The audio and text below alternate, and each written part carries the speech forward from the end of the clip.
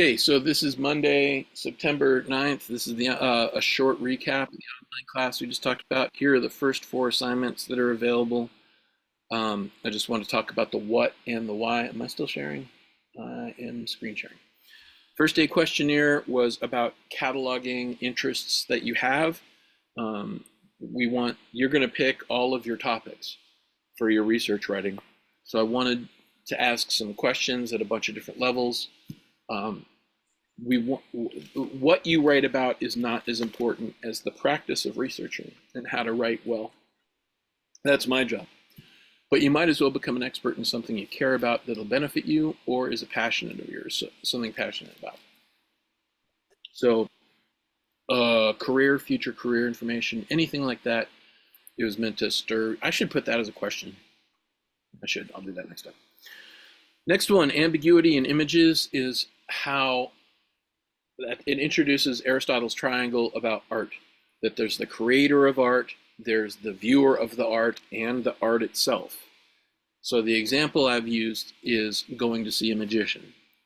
Okay, so there's the magician, there's the act, and then there's the viewer viewing the act. Two things happen there. The magician is trying to be, I guess, a professional good magician. Maybe that person is or is not. My interpretation of it, I can see what the magician is trying to do. But I also may be able to see right through it and go, the ping pong ball's in his pocket. Or I can go, I have no idea. Where'd the alligator go? How do you make an alligator disappear? So that's where we have sort of a critical eye. The reason I talk about a magician, I didn't say this the first time through, is we don't go to a magic show to learn about science. We don't. Well, I hope not. It's like you shouldn't go to a political rally to learn facts and look at charts and graphs. There will be none there. So we suspend a certain part of our brain when we would rather be entertained. Magic show or politics. If we want to be entertained, then we're not thinking. We are very open about what's going to happen next. And it's Monday, which is what? WWE night. So those are the two things. So pick one of these pieces of artistic expression. Just look it over and give it a little bit of time. Always art needs just a little bit of time. And just say what the letter is that you're viewing. And then just a couple sentences. I put either, but you can talk about both. What you see and what do you think the author's intent was. I tried to pick stuff that is, nobody writes about that one. That has a message to it with no text. So that's the idea, is sort of without writing an essay, something you see as you're walking down the street, what's their message, and all that stuff. I tried to pick good ones. So that's ambiguity in artist intent. The other good part about that, or at least benefit, is that word ambiguity. That too often, like we said, something will happen in the news, and in 15 minutes, two sides will immediately start. It's as if they already know something like this may sound, not that a specific thing's going to happen, but events like this happen, and we already have our arguments, so we can say it to our audiences. And if the audience goes to news the same way people go to a magic show or political rally, they're not going there to think. They're going there to have feelings reinforce what they already believe.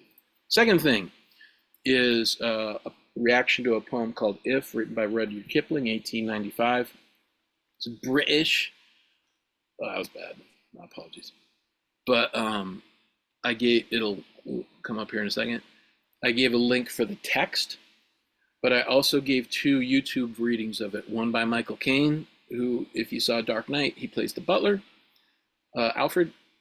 So he's going to read it very dramatically. He's also going to talk about what it means to him. So you can read it here, and it's good to have the text, just handy. The second one, the original was all written to male gender. Kipling was writing this to a friend of his who had just tried something on a worldwide scale and failed miserably. And like he took a bad decision and went as big as he could with it. And it was his friend. And it was really a bad thing that he tried to do. But he still says, That's what human beings do. We build sandcastles as big as we can, and then when nobody's looking, we stomp on them. Serena Williams reinvented the poem, so everything into a different gender, into female gender, and the reason is because one of these a line from that poem is in the locker room at Wimbledon, where the men and women's locker rooms go through this hallway as they both opponents walk onto center court. And this is a line: if you can meet triumph and disaster and treat those two imposters as just the same. Every line pretty much starts with the word if, and then it reaches a culmination. So the idea is, oops, don't want to show anybody's work, 3 to 4 sentence response that makes you think. And that questionnaire, I said, have you ever read anything that made you think? And I'm betting that if you give if a good reading and a little bit of attention, it'll hit you, because it is good. It's kind of worldwide good. And if you put in a quote, that'd be great. When the poem said this, or when Alfred the butler said this, or when Serena changed some words, because she does change the words and the meaning changes a little bit. How'd it hit you? And put in some words. Now, these two guys, that's Bjorn Borg over here and John McEnroe. And they were the rivalry in tennis in the early 80s. That's them about to go play Wimbledon for a Grand Slam championship. And somebody made them sit next to each other. He looks extremely uncomfortable. And go, one of you's going to win and one of you's going to lose. And pretty powerful. It's pretty good stuff. Okay, so there's that. And next one is one that's new, about infographics. We want to talk about different ways that information can be presented. Zoom down to that. And this will be a discussion post also. So, like I said earlier, a 14-week class can be a little bit uncomfortable because we do lengthen the class periods, but you also lose 2 weeks and you end up doing pretty much the same amount of work. So I try to pick stuff that sort of catches us up quickly without being a burden, and plus you can accumulate points as you go. So when you're searching for your topic that you're going to write about, we're going to live in facts first, claim of fact kind of stuff, where you find some light, like that. We saw that article, that whole thing about kneeling during the national anthem, and I think I showed an article in class that talked about how the Department of Defense was paying millions of dollars out of defense contract money, out of defense budget money, for NFL players and NHL players to stand in front of a giant flag. They never did that before, but taxpayer money that was set aside to go buy body armor for soldiers was also being used to have football players stand and have networks televise that stuff. That is very simply a fact. And if the two sides that were arguing about freedom of speech versus respect for the flag, if we had just plopped that flag, that fact between those things, it would change the dynamic of an argument that is never meant to have a discussion. So try to find something. It says right here that sheds light on your writing topic. It can be just anything interesting. So I searched infographic urban legends. I put in a link right here that shows the results. I picked this one because we're getting close to Halloween time or whatever. It doesn't write a couple sentences on how it says what it says.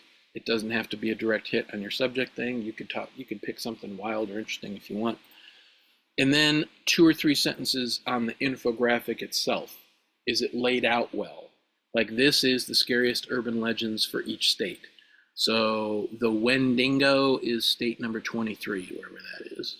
So whenever you're in, I don't know where that is, Delaware, who knows? Look out for the Wendigo. It's coming to get you. So the other thing from this is to look at it and go, what information could you take? Yes, this is specific stuff. The Phantom Hitchhiker of Black Horse Lake in state number 26, or the Axe Murder House, or Walking Sam. The White Things will get you.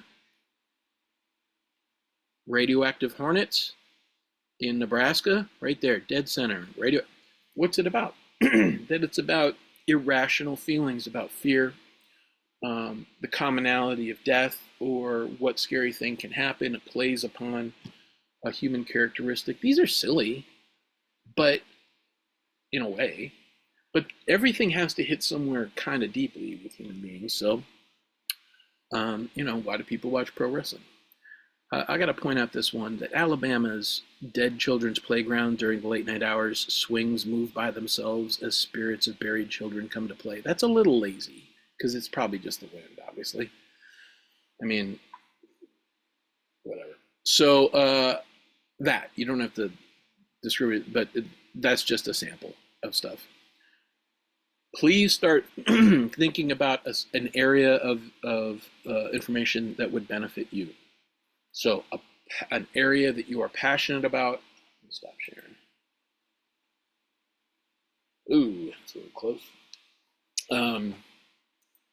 Think about an area that you're passionate about, a career that you want to have. Think about 3 years from now. Just add 3 to your age, and go, what would benefit that person, the future you, to know now. So if you want to investigate careers or hiring opportunities, or what is a license, if you get a certain license, is it to only one state? That's a big thing for teachers.